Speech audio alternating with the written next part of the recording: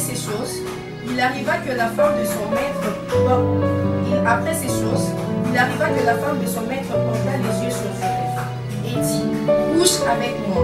Verset 8, il refusa et dit à la femme de son maître, voici mon maître ne prend avec moi connaissance de rien dans la maison. Et il a remis entre mes mains tout ce qui lui appartient. Verset 9, il n'est pas plus grand que moi dans cette maison, et il m'a rien interdit, excepté toi, parce que tu es sa femme. Comment ferais-je un aussi grand mal et pécherais-je contre Dieu? Verset 19 et 20. On va finir là. Versets 19 et 20. J'ai lu en nom de Jésus. Amen. Après avoir entendu le parole de sa femme, qui lui disait, voici ce que m'a fait ton esclave. Le maître de Joseph fut enflammé de colère. Verset 20. Il prit Joseph et le mit dans la prison, dans les lieux où le prisonnier du roi était enfermé, et il fut là en prison. Que Dieu bénisse sa parole. Est-ce qu'on peut acclamer la parole? On peut répondre aux places. Seul verset, Apocalypse 19, 7. La Bible dit ceci dans Apocalypse 19, 7. Je suis en train de nous mettre dans le contexte. La Bible dit, est-ce qu'on m'entend là-bas? Alléluia. La Bible dit dans Apocalypse 19, 7. Réjouissons-nous et soyons dans l'allégresse et donnons-lui gloire, car les noces de l'agneau sont venues et son épouse, c'est-à-dire l'épouse de l'agneau, s'est préparée. Que Dieu bénisse sa parole. Je dis merci à Dieu qui me permet d'être là. Et encore un grand merci à Dieu pour le souffle de vie. Je tiens à remercier aussi l'homme invité ce soir. Il s'agit de l'homme de Dieu Onésime, qui est bien évidemment le cordon de ce ministère. De l'homme de Dieu. Merci pour l'invitation de Dieu. J'aime cet honneur que tu as toujours manifesté à mon égard. Et merci à tous les hommes de Dieu qui travaillent auprès de l'homme de Dieu Onésime. Amos et tous les hommes de Dieu. Je remercie aussi toute mon équipe qui m'a accompagné. Que Dieu vous bénisse. Alors, le thème qui nous réunit ce soir, c'est la femme de mon prophète. Dis-le encore, la femme de mon prophète. Lorsqu'on exploite ce thème en lisant dans les affiches, on peut se poser beaucoup de questions. Parce que c'est un thème mystérieux. La spiritualité n'est pas le domaine de la visibilité. La spiritualité, c'est le domaine des choses mystérieuses. Des choses qui dépassent notre entendement. Mais en réalité, si tu perces l'esprit, tu pourras comprendre l'essence de certaines vérités. Et mon sous-thème ce soir, c'est une épouse prophétique. C'est une épouse prophétique. Dis après moi, une épouse prophétique.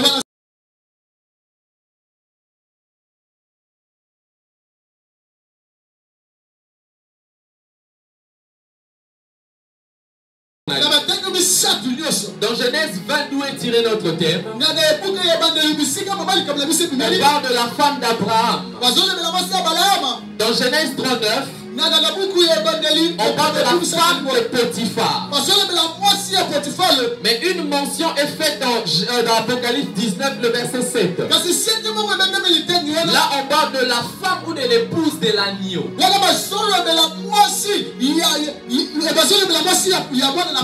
On parle de l'épouse de l'agneau. Et lorsque nous lisons Ephésiens 5, le verset 25, la Bible est en train de dire ceci. Marie, aimez vos femmes comme Christ a aimé l'église. Et donc dans la Bible, lorsqu'on parle de mari et de femme, on parle aussi de Christ et de son église. Et dans le domaine ou dans le mystère de Dieu, Christ est représenté comme le mari. Et l'église est représentée comme la femme. C'est pourquoi lorsque nous lisons dans Jean chapitre 4, le verset 19, il s'agit de Jésus qui parlait à la femme samaritaine. Et lorsqu'il parle à la femme samaritaine, la femme samaritaine répond à Jésus en disant que Seigneur, lui dit la femme, je vois que tu es prophète. Et donc la femme samaritaine a appelé Jésus prophète. Et Ephésiens 5, le verset 27 présente l'église comme la femme. En d'autres termes, lorsqu'on parle de la femme de notre prophète, on parle de l'église qui est l'épouse de Jésus. Est-ce que je parle à quelqu'un? La femme samaritaine a reconnu la dimension prophétique de Jésus. Et Paul a reconnu la dimension prophétique de l'église. C'est-à-dire que dans la dimension spirituelle ou dans la dimension prophétique, lorsqu'on parle de l'église, on parle aussi de la femme. Et lorsqu'on parle de Jésus, on parle du mari. Et donc lorsqu'on parle de la femme du prophète, on parle de l'église qui est l'épouse de Jésus. Quelqu'un peut acclamer très fort le Seigneur. Alléluia. Et dans tous ces textes que nous avons lus, on présente les femmes, on présente la femme de Potiphar, on présente la femme d'Abraham, et on présente la femme de Jésus qui est l'église. Je suis venu dire à quelqu'un, l'église c'est la femme de Jésus. Vous savez, lorsqu'on parle de la femme c'est la dimension physique. Mais l'église c'est la dimension spirituelle. L'église est appelée l'épouse de Christ dans la dimension prophétique. C'est-à-dire que dans l'invisible, la femme c'est une personne de sexe féminin. Mais dans les domaines spirituels, l'église c'est l'épouse de Jésus, c'est la femme. Alléluia. Amen. Alléluia. Amen. Donc l'église est appelée épouse dans les domaines spirituels ou dans le domaine prophétique.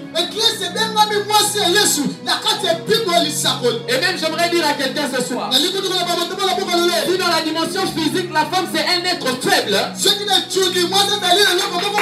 dans la dimension spirituelle l'église est un être puissant.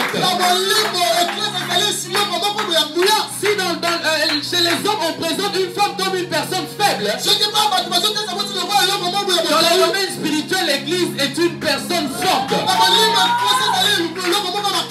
Quelqu'un dit amen. Quelqu'un dit amen. Et lorsqu'on parle de la femme du prophète, mon sous-thème c'est l'épouse prophétique. C'est qui une épouse prophétique? Il y a deux significations. L'épouse prophétique c'est l'église. C'est le corps du Christ. Mais aussi, nous aussi enfants de Dieu, nous aussi église, dans la dimension prophétique, nous ne sommes pas des hommes, nous sommes des femmes. Je parle à quelqu'un. Je suis venu dire à quelqu'un, lorsque tu crois en Jésus, tu deviens enfant de Dieu. Mais lorsque Jésus reviendra sur la terre, il ne reviendra pas prendre les enfants de Dieu. Il ne reviendra pas prendre lorsque nous nous convertissons, nous devenons enfants de Dieu. Lorsque nous grandissons en Christ, et nous nous laissons conduire par l'Esprit, nous devenons fils de Dieu. Mais lorsque Jésus reviendra, il ne reviendra pas prendre l'enfant de Dieu. Il ne reviendra pas prendre le fils de Dieu. Il reviendra prendre l'épouse de Dieu. Il y a une différence entre enfant, fils et épouse. Un enfant, c'est le domaine de l'immaturité. Un enfant, c'est le domaine de l'enfance. Mon amour qui est petit. Mais lorsqu'on parle de fils, la dimension a changé. Le fils, c'est une personne qui a grandi dans la maturité. Et donc le fils est un peu plus avancé que l'enfant. Mais il y a une dimension un peu plus élevée. La C'est la dimension de l'épouse. Vous savez une chose, frères et sœurs. Un Un enfant peut avoir des limitations pour voir son papa. Un fils peut avoir des limitations pour voir la nudité de son papa. Mais l'épouse partage la même chambre que son mari. C'est-à-dire l'église. Lorsqu'on appelle église épouse, ça veut dire que l'église n'est pas enfant, l'église n'est pas fils.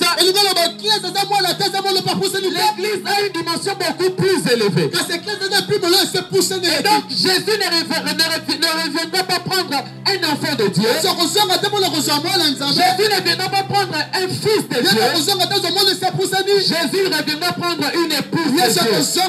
J'aimerais annoncer à quelqu'un qu'il faut grandir dans la maturité pour avoir la dimension de l'épouse. Seule l'épouse a la capacité de découvrir notre dimension de son mari. C'est-à-dire seules les personnes qui grandissent dans la maturité ont la capacité de découvrir notre dimension de Dieu. Est-ce que je parle à quelqu'un? Est-ce que je parle à quelqu'un? Dans la dimension spirituelle, nous sommes les femmes de Dieu. Mais on n'aime pas appeler ça les femmes au pluriel. Le langage biblique utilisé, c'est la femme. Je parle à quelqu'un. C'est toi-même que j'apprends. Écoutez, ici on a écrit ministère prophétique. Est-ce qu'il y a quelqu'un de prophétique ici? Et donc dans la dimension spirituelle, nous sommes l'épouse du Christ. Dis après moi, je suis l'épouse de Christ. Dis encore, je suis l'épouse de Christ. Et lorsque nous revenons dans l'histoire de Genèse chapitre 20, écoutez ce que la Bible nous fait voir. La Bible dit qu'il y avait un roi qui s'appelait Abimelech. Et ce roi-là a rencontré Abraham et sa femme Sarah. La Bible déclare que Sarah était très belle. Et Abraham avait peur de présenter Sarah comme sa femme. Il présentait Sarah comme sa sœur. Et la Bible déclare qu'il y avait un roi Abimelech qui a contemplé la beauté de Sarah. Et il s'est décidé de prendre Sarah. Et lorsqu'il a pris Sarah, la Bible déclare que Dieu était fâché parce qu'on avait pris l'épouse d'un prophète. Alléluia. Je parle à quelqu'un. Parce qu'Abraham avait une alliance avec Dieu. Et personne ne devait toucher à sa femme. La première explication liée à mon message. Je parlerai de nous avant de parler de l'église. J'aimerais dire à quelqu'un que quand tu es en alliance avec Dieu, quand tu es Abraham, tout ce qui touche à tes choses, la colère de Dieu. La Bible déclare qu'on a volé la femme d'Abraham et Dieu s'est levé. Cela veut dire quand tu es en alliance avec Dieu, quand on touche à ce qui lui appartient, il attire la colère de Dieu. Est-ce que je parle à quelqu'un? Est-ce que je parle à quelqu'un? Frères et sœurs dans le Seigneur, quiconque touche celui qui a l'alliance avec Dieu, quiconque touche celui qui a l'alliance avec Dieu, touche celui qui touche Abraham, tous ceux qui volent la femme d'Abraham, ils réveillent la colère de Dieu. Je suis venu dire à quelqu'un, quand tu es en alliance avec Dieu, tous ceux qui te touchent feront face à Dieu. Je suis venu dire à quelqu'un, tes ennemis ne verront pas seulement ta colère, mais tes ennemis verront la colère de Dieu s'abattre. Est-ce que je parle à quelqu'un? Quand tu es un élu de Dieu, tous ceux qui viennent voler à ceux qui t'appartiennent suscitent la colère de Dieu. Je suis venu annoncer une saison de les choses surnaturelles.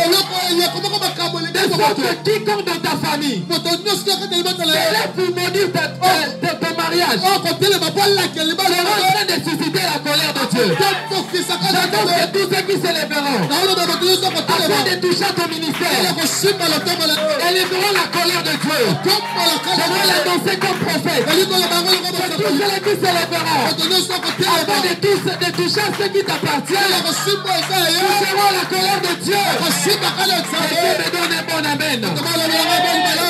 À cause de l'alliance d'Abraham, Dieu s'est élevé. J'aimerais dire à quelqu'un, quand tu es en alliance avec Dieu, tes combats deviennent les combats de Dieu.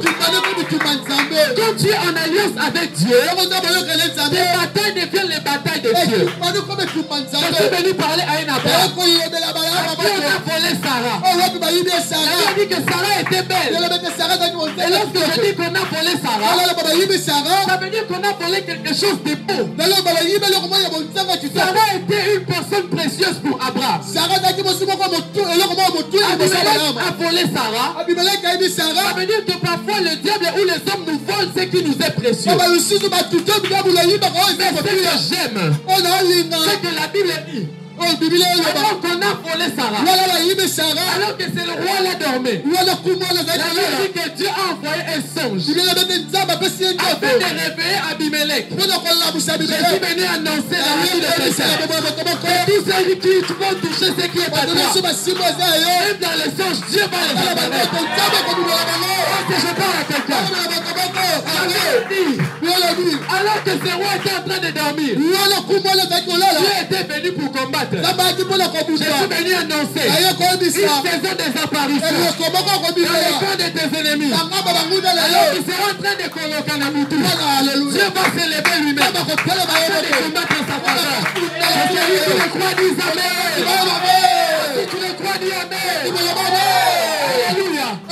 Et la Bible dit que Dieu est apparu ou en voleur pour lui dire, rends la femme de mon serviteur. Je suis venu dire à quelqu'un, l'heure est arrivée. Dieu parlera à tes ennemis. Il leur dira, rendez ce que vous avez volé. L'heure est arrivée. Dans les familles, Dieu parle aux sorciers de vos familles pour leur dire, rendez la fécondité que vous avez volée. Rendez les enfants que vous avez volés. Rendez la richesse que vous avez volée. J'annonce une saison. Dieu vous amène à toucher tout ce que vous avez volé.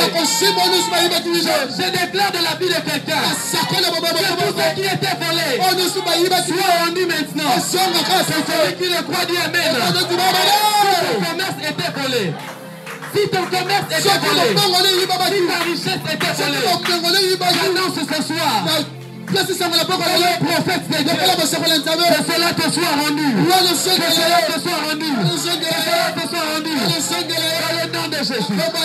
J'ai envie de dire à quelqu'un que tout ce qui touche à ce qui t'appartient active le monde de songe et colère de Dieu. Tous ceux qui vont toucher à ceux qui appartiennent aux élus de Dieu active le monde de colère de Dieu. Moi j'aimerais dire à quelqu'un, chercher à être en alliance avec Dieu. Parce que quand tu es en alliance avec Dieu, tu n'as pu combattre seul. Abraham n'avait pas d'armes, mais son adversaire l'a bien dit qu'il était un roi. Lorsqu'on parle du roi, ça veut dire c'est comme un président. Vous pouvez imaginer combat dans un président. Sans un combat dans un président. Mais j'aime une chose. Pour tous les élus de Dieu, même quand tu as un problème avec un président, le roi des rois, le seigneur des seigneurs, Dieu a fait de combattre notre papa. Ce soir, que si tu es en alliance avec Dieu, que Dieu entre dans tes combats.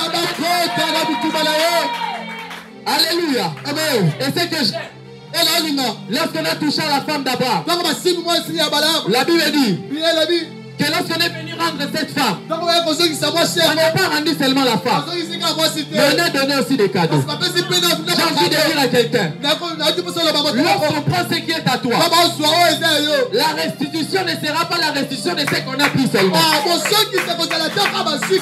Mais on va te remettre même ce qu'on ne t'avait pas pris. Est-ce que je parle à quelqu'un? Quand tu es en alliance avec Dieu, et qu'on te vole ce qui est à toi, ce qui va t'être remis, ça ne sera pas seulement ce qu'on a volé, mais ça sera au-delà de ce qu'on a volé. Je dis, si on t'a volé l'onction, qu'on te remette ta vie. Si on a touché à ton argent, qu'on te remette ta vie facile, que celui qui le croit dise Amen. Et la Bible dit qu'on ne lui a pas remis seulement la femme, on lui a remis des présents, des brebis, des serviteurs, mais on dit qu'on lui a remis aussi des territoires. On lui a volé la femme, mais on lui a remis aussi des territoires. J'ai pris que si on a touché à ton argent, qu'on te remette l'argent, mais qu'on te remette aussi des terres. Si on t'a volé ton argent, si on t'a volé les songes dans le domaine spirituel, si on t'a volé tes visions, je prie ce soir le Seigneur que les visions te soient remises, et que aussi la dimension de marcher, de faire marcher les parasynthétiques te soit remise. Alléluia. Alléluia.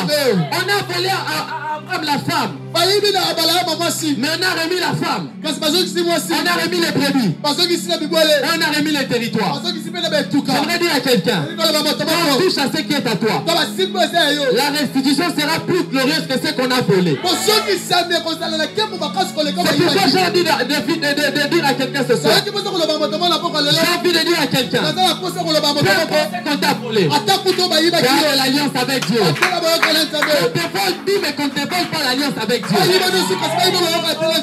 perdre l'argent, mais ne perd pas l'alliance avec Dieu. Parce que quand tu es en alliance avec Dieu, tu auras l'argent, tu auras la femme, tu auras les biens, mais tu auras aussi les territoires. Je prie que Dieu attache à ta vie une dimension de territoire. Est-ce que tu peux dire un grand amen? Alléluia. Alléluia. Mais la deuxième dimension, la deuxième des choses, c'est là que je vais m'appesantir. C'est là que je vais m'appesantir. C'est que là, j'ai parlé de la partie de tout ce qui est arrivé à Abraham. Mais soyons maintenant dans le contexte.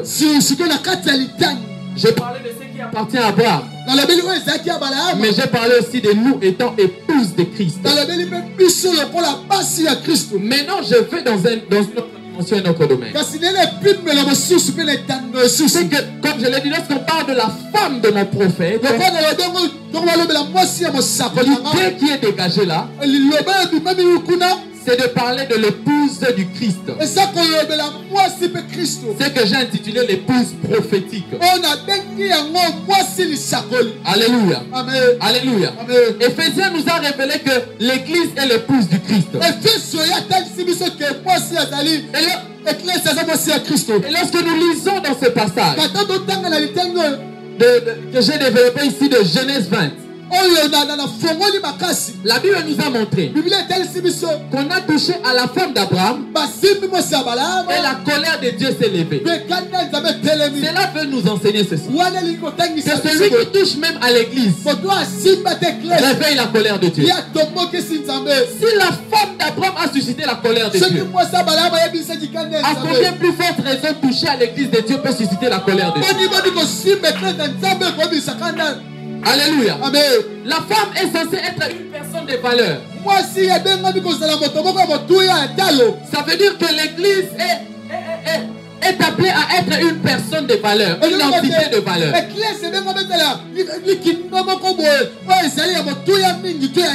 Alléluia. Amen. Si une femme dans le domaine physique est reflétée par sa valeur, dans le domaine spirituel, l'église qui est l'épouse ou la femme de Jésus est censée avoir des valeurs, est censée refléter la gloire de Dieu. La Bible dit dans 1 Corinthiens 11:7, que l'homme ne doit pas se couvrir la tête. Puisqu'il est l'image et la gloire de Dieu. Tandis que la femme est la gloire de l'homme. Cela veut dire ceci. Que si dans le domaine physique, la femme est la gloire de l'homme, dans le domaine spirituel, l'église est la gloire de Jésus. Une des valeurs ou des mentions que l'église doit avoir, c'est la valeur. Dis après moi la valeur. Et la Bible nous a fait montrer cela. Dans l'histoire d'Abraham, qui était un prophète. La Bible dit alors qu'on a touché à la femme d'Abraham, Dieu s'est levé. Cela veut nous enseigner que quiconque touche à la femme de Christ qui est l'église, Dieu se lève afin de pouvoir combattre. Frères et sœurs, j'aimerais que tu me saisisses bien maintenant. Alléluia. Ça veut dire ceci. Qu'on ne peut pas désacraliser la femme de Jésus qui est l'église. On ne peut pas aujourd'hui jouer avec l'église. Aujourd'hui l'église est touchée dans sa valeur. Aujourd'hui à gauche et à droite on parle mal de l'église. Pourtant l'église est censée être à l'honneur. Frères et sœurs dans le Seigneur, la Bible nous montre que la femme d'Abraham, on l'a touchée. Dieu s'est levé. Parce qu'on était censé donner de la valeur à la femme d'Abraham. Et je suis venu parler aux chrétiens. Nous sommes censés donner de la valeur à l'église. Notre vie doit refléter Dieu pour ne pas qu'on fasse insulter l'église. Aujourd'hui, nous chrétiens, nous sommes en train de faire insulter l'église. Parce que ceux qui viennent chanter ici, parce que ceux qui viennent prêcher ici, on les trouve dans les hôtels, on les trouve dans les bars. On fait perdre à l'église sa valeur. On fait perdre à la femme sa valeur. Lorsque toi tu viens à l'église, mais là-bas tu insultes les gens. Lorsque toi tu viens à l'église, et dans ton téléphone tu as les films pornographiques, tu es en train de faire insulter la femme de ton prophète. Est-ce que je parle à quelqu'un? Lorsque toi ce qui te préoccupe, lorsque toi ce qui te préoccupe, c'est de venir seulement à l'église, j'aimerais te dire ce soir, tu ne vas pas au ciel parce que tu es venu à l'église. Tu vas au ciel si tu obéis au Jésus qui te parle à l'église. Je parle à quelqu'un. Aujourd'hui, la femme du prophète Jésus est désacralisée. Aujourd'hui, la femme du prophète Jésus n'a plus de valeur. Parce que les gens viennent à l'église. Mais il faut insulter les choristes. On fait insulter les églises. Pourquoi? À cause de notre marche. Nous sommes appelés à refléter la lumière. Nous devons marcher dans la lumière. Aujourd'hui, la femme du prophète est comme volée. Aujourd'hui, la femme du prophète est comme touchée. Aujourd'hui, l'église n'a plus de valeur à cause de notre vie. Regardez dans les théâtres. Comment on joue avec les pasteurs? Comment on joue avec les parlers en langue? Aujourd'hui dans les théâtres, il y avait un Jésus là-bas. On appelle Mobik ici. Et vous avez ces blagues dans vos téléphones. Vous êtes en train de désacraliser l'église. Vous êtes en train de désacraliser la femme du prophète. Je savais que là j'allais choquer.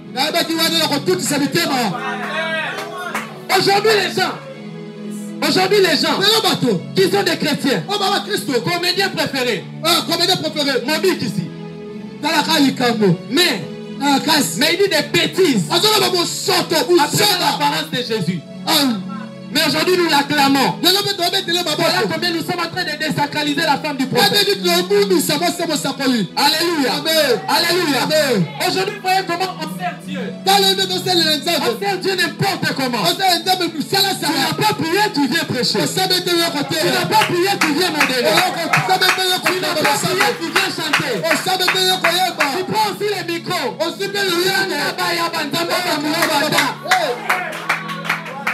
Aujourd'hui, la femme du prophète est touchée. Parce qu'on fait n'importe quoi. La Bible dit, maudit celui qui fait l'œuvre de Dieu avec négligence. Ça veut dire maudit celui qui n'est pas soin de la femme du prophète. Alléluia. Aujourd'hui, tout le monde veut prêcher. Tout le monde veut prophétiser. Il dort païen. Il se réveille prophète. Il met des tambala. Il lève la barbe. Si je suis en train de voir, j'aimerais dire à quelqu'un, le premier pas pour devenir prophète, ce n'est pas les tambala que tu as. Ce n'est pas aller à Mengue. Ce n'est pas laisser la barbe. Mais c'est être appelé par Dieu. C'est être appelé par Dieu. Aujourd'hui, on sert Dieu n'importe comment. La femme du prophète, l'église n'a plus de valeur. Les gens consultent même Facebook. Les gens consultent Facebook pour venir annoncer des messages. Et ils se disent prophètes. Moi-même, j'ai été victime de ça. Heureusement, moi je connais. Quand quelqu'un je connais ça. 2 fois de suite dans ma vie, les prophètes se sont levés. Ils ont commencé à donner des détails. J'ai même les audios. Quand j'enregistre les prophéties. Et ils se sont levés pour donner des messages. Moi-même je sais. Ça c'est pas l'esprit de Dieu. C'est l'esprit de Facebook. Et aujourd'hui il y a des prophéties qui ne prophétisent pas avec l'esprit de Dieu mais avec l'esprit de Facebook. Lui n'a même pas besoin de prier pour avoir des messages. Lui a besoin de 1 giga pour avoir des détails. Oui, le message, ça vient pas en fléchissant les genoux dans la prière. Même dans la douche, il est sur Facebook. Mais quand il vient, il part. Et puis toutes les sœurs les suivent. Je suis les prophètes. Oh, j'aimerais parler à mes sœurs. Mes sœurs sont trop séduites par les prophètes. Épouser un prophète. Je ne peux pas l'épouser. Je suis un frère. Moi, je veux s'aimer un prophète. Un prophète. C'est pourquoi on est en train de fabriquer les prophètes. Les gens qui ne cherchent même pas Dieu. Les gens qui couchent avec des femmes. Les gens qui font des bêtises.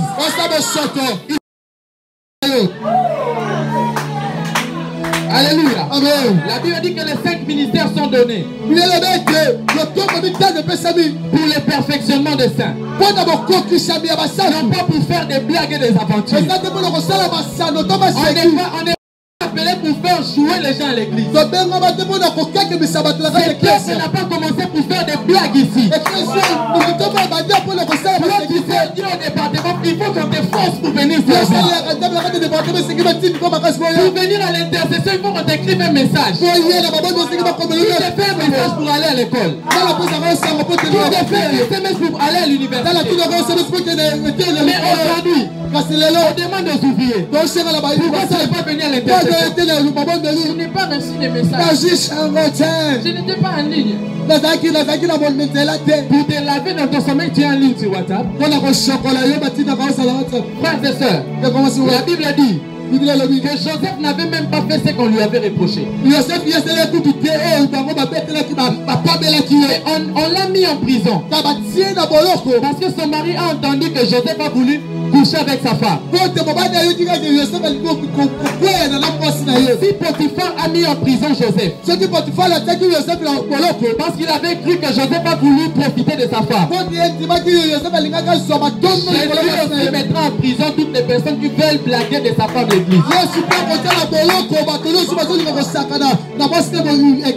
Je parle à quelqu'un. Je parle à quelqu'un.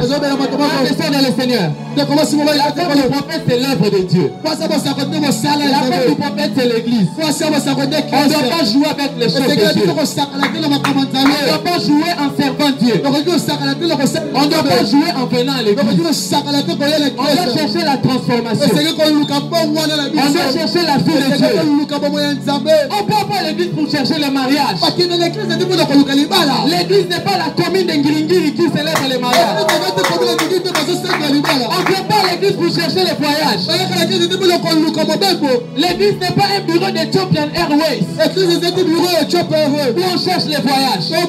L'église est l'endroit où on cherche la vie de l'époux. Alors lorsque tu viens à l'église, viens rechercher la vie de Dieu. C'est pourquoi l'église, si tu n'es pas béni, tu fuis l'église. Si tu viens ici, tu n'as pas reçu ton mariage. L'homme de Dieu prie, mais Dieu ne répond pas. C'est toi qui ne réponds pas. C'est le but premier. La Bible dit rechercher premièrement le royaume des cieux et sa justice. Et le reste vous sera donné par-dessous. Cherche Dieu et Dieu va te donner le voyage. Cherche Dieu et Dieu va te donner le mariage. Cherche Dieu et Dieu va te donner l'onction. Cherche Dieu et Dieu va te donner la grandeur. Le but premier, ce n'est pas chercher d'abord Batouba et Bayo. Non. Cherche Dieu, Dieu va t'imposer. Et j'annonce sur l'onction prophétique. Une saison des hommes et des femmes qui vont honorer Dieu par leur vie. Une saison des vrais prophètes de Dieu. Une saison où la vie de Dieu est en train de couler dans les familles. Une saison où on vient à l'église non pas pour des blagues, mais une saison où les gens viennent chercher Dieu. J'annonce dans ces ministères, les gens viendront se chercher Dieu. Mais l'atmosphère prophétique il est séparée. Je disais, j'annonce l'atmosphère prophétique de ces ministères. Au nom de Jésus. L'heure est arrivée de susciter des faux prophètes de Dieu. Pas les gens qui prophétisent avec les mains qu'il y en a. Pas les gens qui cherchent à impressionner les gens. Mais les gens qui sont capables de donner l'honneur à Jésus. Entraînation de l'église. En faisant bien l'œuvre de Dieu. Maman, papa, tu m'écoutes. Tu es bien que tu es diaconesse. Mais tu insultes les enfants à la maison. Tu es sacraliser la femme du prophète. Bien que tu voles à l'église. Tu es en train de désacraliser la femme du prophète.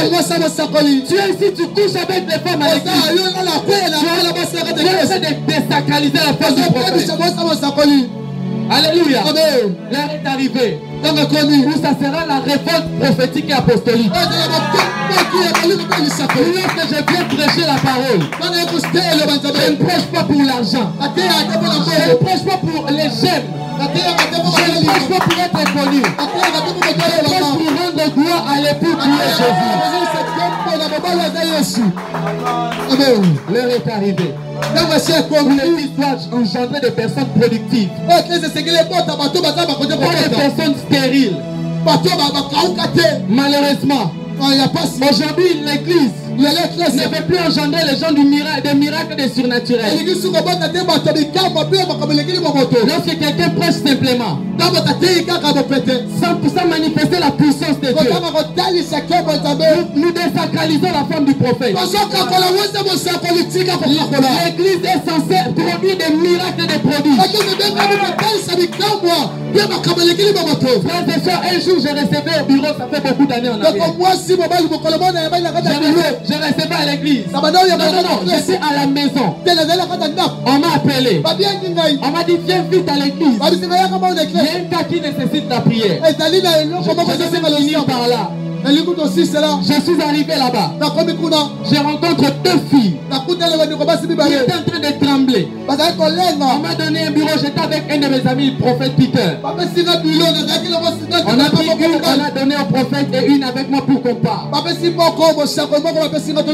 ce que ces filles-là nous ont dit, les jeunes filles. Elles avaient besoin d'argent. Elles sont allées chez les marabouts. Les marabouts leur ont dit, vous devez venir à une, on a dit, tu dois venir la nuit dans tel cimetière. Et tu dois coucher avec un albinos. Et puis tu dois boire les, je crois c'était les urines d'une chèvre. La nuit à 2 heures. Pour aller chercher l'argent. Et la fille, je crois, elle avait fait ça. Mais il y avait une chose qu'elle n'avait pas remplie. Elle a fui la nuit du cimetière. Elle m'a raconté un cimetière très loin. Elle est rentrée à pied. Donc elle avait manqué d'accomplir tout ce qu'on lui avait demandé là-bas chez les marabouts.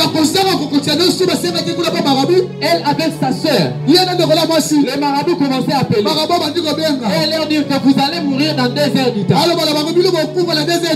Donc, avant 2 heures, il devait chercher maintenant les serviteurs de Dieu. Lorsque ces filles-là sont arrivées à l'église, à la porte de l'église, les marabouts les appellent pour leur dire que je suis en train de voir que vous êtes devant l'église. Si vous entrez là-bas, et les serviteurs de Dieu, nous allons vous manger. Quand j'ai entendu ça, j'ai dit à cette soeur, votre marabout est en train de me provoquer. Votre marabout est en train de m'animer. On va voir maintenant. Entre lui et les marabouts, Jésus mon maître, il est plus fort. On l'a appelé encore pour lui dire que si tu ne quittes pas l'église, dans 1 heure du temps tu vas mourir. J'ai dit ma soeur, nous allons mourir ensemble. Tu vas rester ici. On a commencé à prier. Beaucoup de choses se sont manifestées. On a fini. On a regardé la mort. 1 heure, 2 heures. On n'était pas mort. Les filles n'étaient pas mortes. Cela nous enseigne quoi? S'il n'y avait pas la puissance de Dieu ce jour-là, l'église allait être insultée. Imaginez les marabouts me mangent.